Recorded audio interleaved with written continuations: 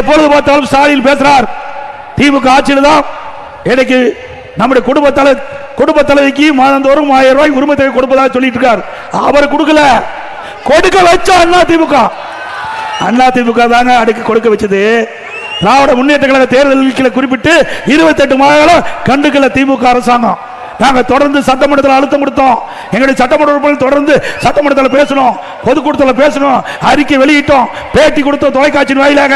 வேற வழி இல்லாம திராவிட முன்னேற்ற கழக தலைவர் இன்றைய முதலமைச்சர் ஸ்டாலின் அவர்கள் அந்த பெண்களுக்கு, நம்முடைய மகளிருக்கு, குடும்ப தலைவிக்கு 1000 ரூபாய் மாதந்தோறும் கொடுத்தாங்க.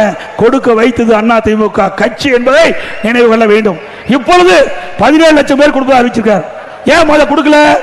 அப்ப நிபந்தனை வச்சாங்க. இப்ப நிபந்தனையை தளர்த்தி 17 லட்சம் பேருக்கு இன்னைக்கு அந்த உரிமை தொகை கொடுப்பதாக சொல்லி இருக்கிறாங்க. இதுல இருந்து என்ன தெரியுது? இன்னும் 5 மாசம் தான் கொடுக்க முடியும். திமுக ஆட்சியுடைய ஆயுள் காலம் 5 மாசம் தான். அதுக்கு பிறகு திமுக ஆட்சிக்கே வர முடியாது. அவ்வளவு ஊழல் செஞ்சிருக்கிறாங்க.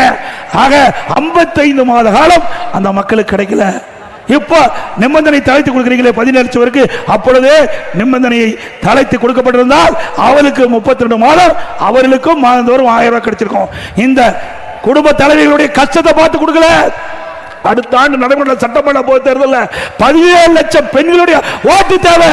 அதுக்காக இன்னைக்கு ஸ்டாலின் இந்த 17 லட்சம் குடும்ப தலைவிக்கு மாதந்தோறும் 1000 ரூபாய் அறிவித்திருக்கிறார்.